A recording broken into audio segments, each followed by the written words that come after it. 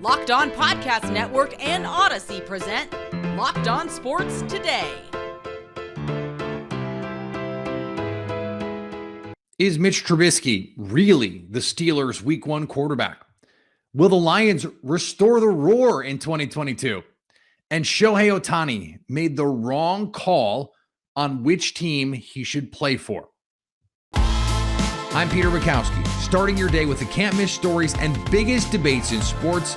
You're Locked On Sports Today. Searching all major sports. Found. Let's start with the biggest story. Today's episode is brought to you by BetOnline. BetOnline has you covered this season with more props, odds, and lines than ever before. BetOnline, where the game starts. One of the few places in the league we actually have a question about who the starting quarterback will be in Week 1 in Pittsburgh, and Kenny Pickett, the first-round pick, sure is making it interesting with two strong preseason performances. Joining me now, Chris Carter from Locked On Steelers. And Chris, you were on the show about a week ago saying, okay, Kenny Pickett, he's getting some first-team run, but this is still Mitch Trubisky's job. How have you changed, if at all, your thinking on that? How has Kenny Pickett's performance changed how the Pittsburgh Steelers might be thinking about all of us? I haven't changed one bit. Mitch Trubisky is the starting quarterback of the Pittsburgh Steelers. I will say Kenny Pickett has aced every test that they've placed for him in game. He threw only one incomplete pass the other night, and that was to spike the ball to keep the 2-minute drill going so that he could throw a touchdown later. Twice in that drive, one was called back, and then he threw another one. But Kenny Pickett is doing what's asked of him. The thing is, though, I know Mike Tomlin, and when you watch Mike Tomlin and how he's coached over the years, you know, especially at quarterback, he wants to ease you into things. And you saw in the first game against the Seahawks, lots of action, but against third and second string guys. This game, you got action against first string guys, but only 2 drives. That was their saying, okay, this is what this tastes like. Okay, you enjoyed it. We're gonna study that, and maybe next time we'll get you a larger sample size. But Mitch Trubisky, they don't have to worry about that with him. They want to ease Kenny Pickett into it. That's what they're doing right now. So there's a lot of Steelers fans, trust me, Peter, who just want to see Kenny Pickett in right now. Get him out there, push, let him. He's going to lead them to a Super Bowl this year. Mike Tomlin and the Steelers, they know what they're doing. They're taking their time. They're letting him develop. Kenny Pickett, to his credit, doing everything he's being asked of and more. I think he's a very smart quarterback. I think he's a future franchise quarterback for this organization, but there's no need to rush it. They'll let Mitch start.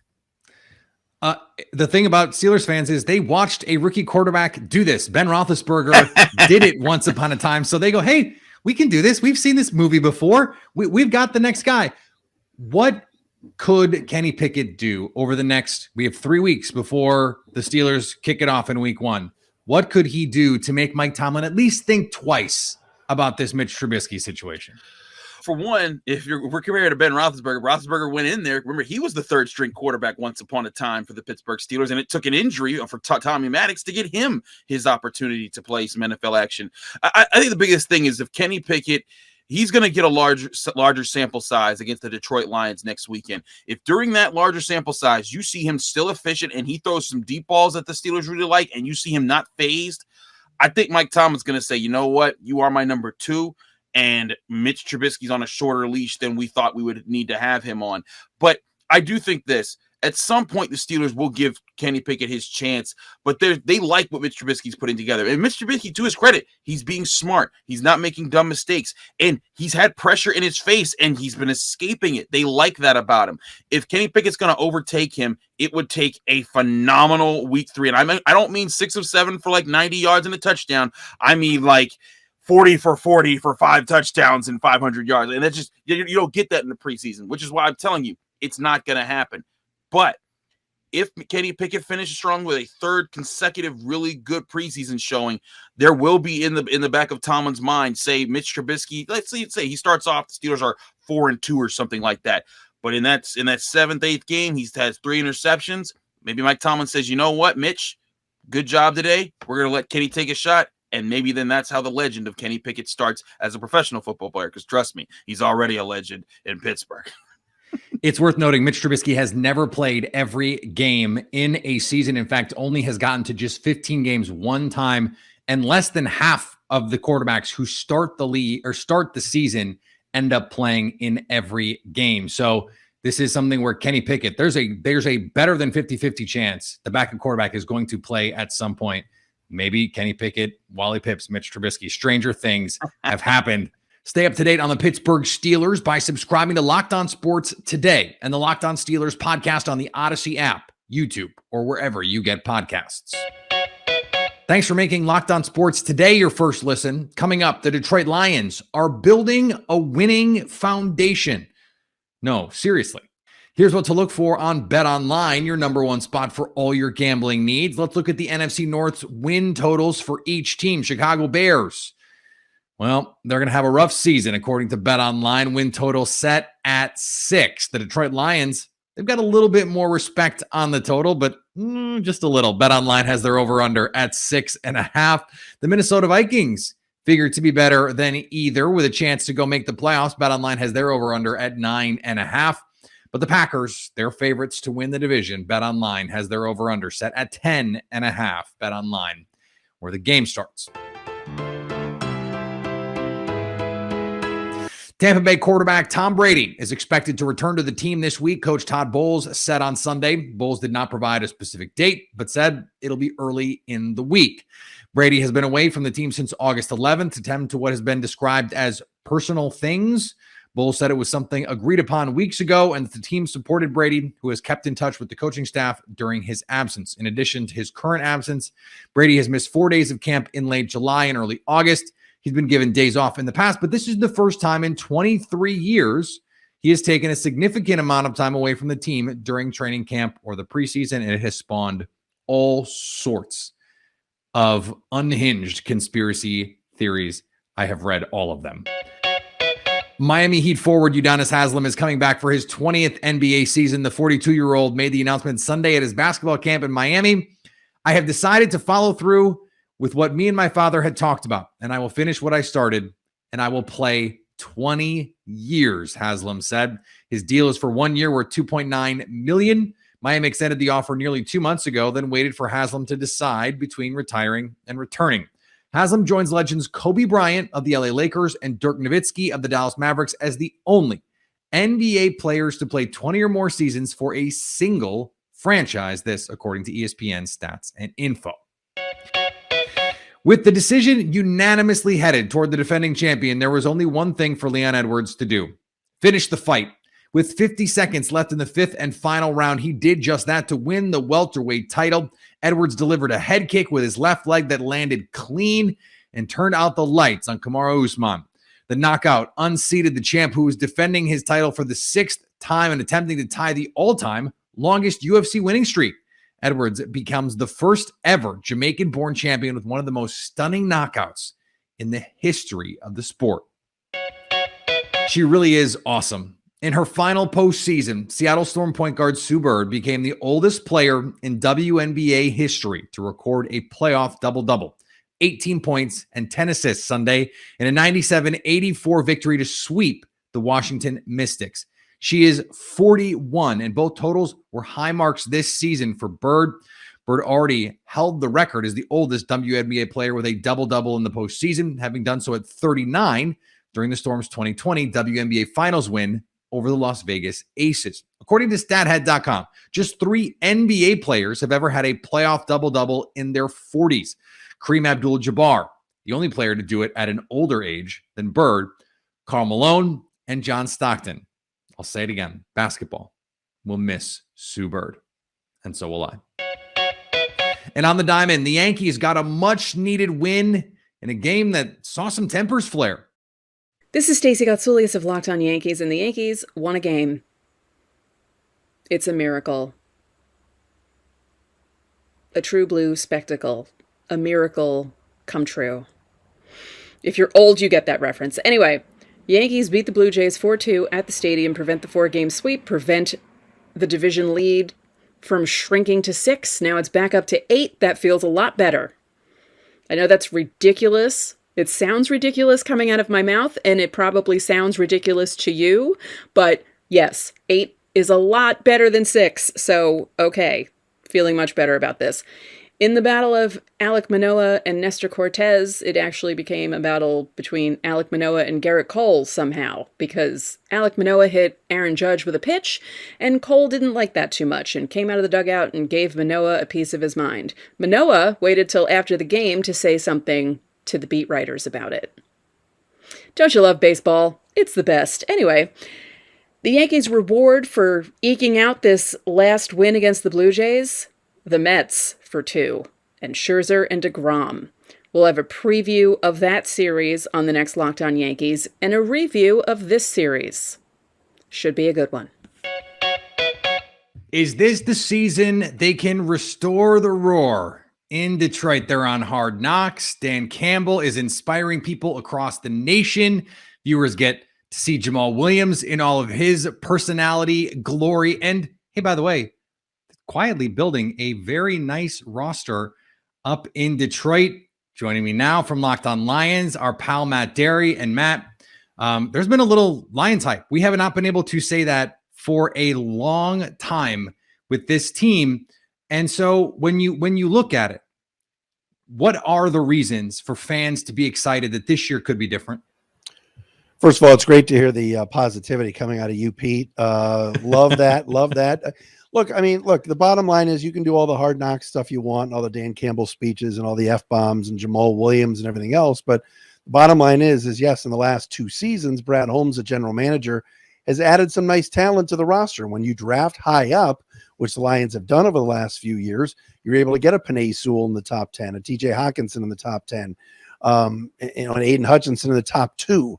So there's some pretty nice talent here. Is it ready to compete with the Green Bay Packers? I don't think so. But at least there's some positivity. They're very strong with the offensive line, and that's where you have to kind of build things is up front. And they feel like they're on their way a little bit here. And like you said, they become America's team a little bit, brother, with all this Hard Knock stuff. But so far, so good here in the preseason. I think it speaks to the quality of coach that people think Dan Campbell is and his ability to build culture and inspire his players. Because when we watch him, we go, God, if I was in that room, I'd be ready to run through a brick wall for that guy. But to your point, there's a really strong offensive line. They put together a nice skill group with the receivers, drafting Jamison Williams, who we haven't even seen on the field. But Amon-Ra St. Brown has this inspired rookie season. They've got a nice group of backs. You mentioned TJ Hawkinson. So there's some players that you might actually draft in your fantasy football league on this team, even if that's just like the level of fan that you are. But you mentioned the expectations. Are they ready to compete? Okay, maybe not. So help me set reasonable expectations. We know what some expectations are. What are reasonable expectations for the Lions this year? Vegas and our friends at BetOnline have said 6.5 wins. I think reasonable after a 3-win season last year and a very difficult schedule to come back with a lot of the same roster, but guys that wanted to come back, the same coaching staff, identical staff from a year ago that they can build around, and an easier schedule. And getting to play the Bears twice will help, right? And you know that, Pete. So I think that 6, 7, 8 wins could be there for the taking. They've got to get some breaks. They have to finish games. Last year they should have beaten Pittsburgh. They didn't. They tied. They should have beaten the Ravens. They didn't. They lost. Minnesota, the game was won, and they choked it away. So they got to finish some of those games. Goff has to have a better year than he did a year ago. But like we talked about, a healthy O-line, Ragnow up front, with Decker and Sewell and some of those skill position players. And hey, let's say you get Jamison Williams November 1st, and he, as Brad Holmes likes to say, the GM takes the top off the defense, then you might have something here. But they're much improved in that wide receiver room. That's where they were very weak a year ago.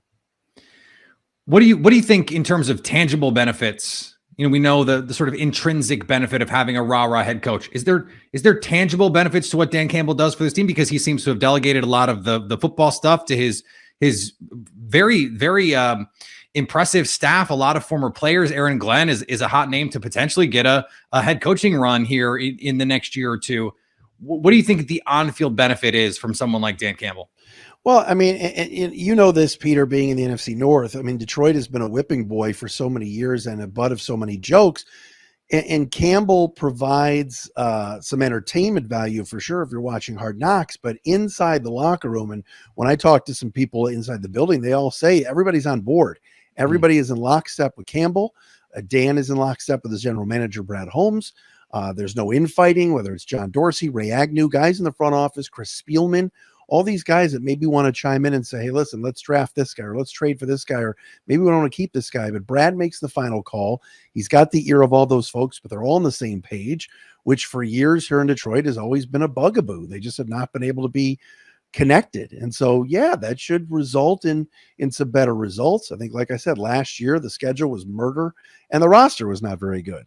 Now, Goff in year 2, system's pretty much the same. Campbell's likely going to call the plays. Glenn's back coaching the defense. Aubrey Pleasant's back coaching the DBs. He's a really good assistant. And you've seen what Deuce Staley can do as an assistant head coach and how impressive he's been on Hard Knocks. So, yeah, there's a lot of positivity. Still worried a little bit about the defense and certainly some of the games on the schedule. Week 1 should not be easy with Philly. They run it well. The Lions' interior defensive line is a little shaky. So those are things to think about, but the optimism here in Detroit is much higher than it was a year ago. Stay up to date on the Detroit Lions by subscribing to Locked On Sports today and the Locked On Lions podcast on the Odyssey app, YouTube, or wherever you get podcasts. Coming up, as it turns out, Shohei Ohtani made the wrong decision when he chose his Major League Baseball team.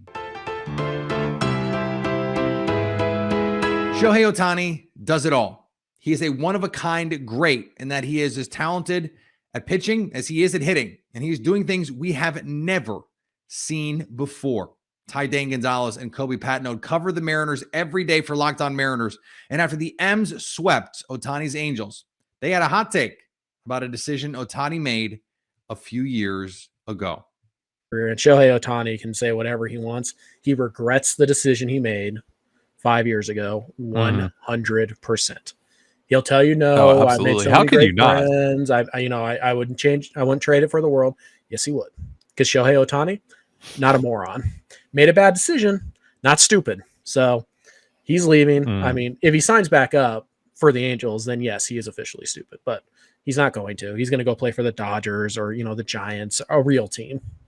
Not this,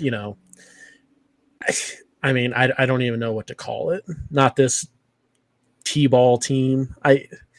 Watching the Angels play other baseball teams is like watching, a dad play an 8-year-old in basketball and the dad shoots left-handed just to keep things interesting. That's all it is. The Angels are a joke. It's not hard to understand the decision Ohtani made. Play with Mike Trout, play in Los Angeles, a monster media market. But on the other hand, the Mariners are a proven commodity when it comes to bringing over international superstars. Ichiro comes and continues to be an international superstar, someone who helps embody the spirit of global baseball. And he skyrockets his Q rating. And by the way, the Mariners are able to win baseball games, something the Angels have not been able to do, even with the greatest player of his generation. Would he take it back? I don't know. There's a lot of his career that can still play out. Maybe they go and they win a World Series. Right now, doesn't look great. And finally, 6 years ago, Devin Allen scored his last touchdown for Oregon and celebrated by hurdling. Allen, who has now twice represented the United States at the Olympics as a hurdler, tore his left ACL and MCL a week after that touchdown. On Sunday, he recorded his first reception for the Philadelphia Eagles, his first touchdown in 6 years, and he celebrated with the hurdles. Sports are just the best. Coming up tomorrow, who has the best defense ahead of the 2022 NFL season? So at least until tomorrow, stay locked on sports today. Locked On Podcast Network and Odyssey present Locked On Sports Today.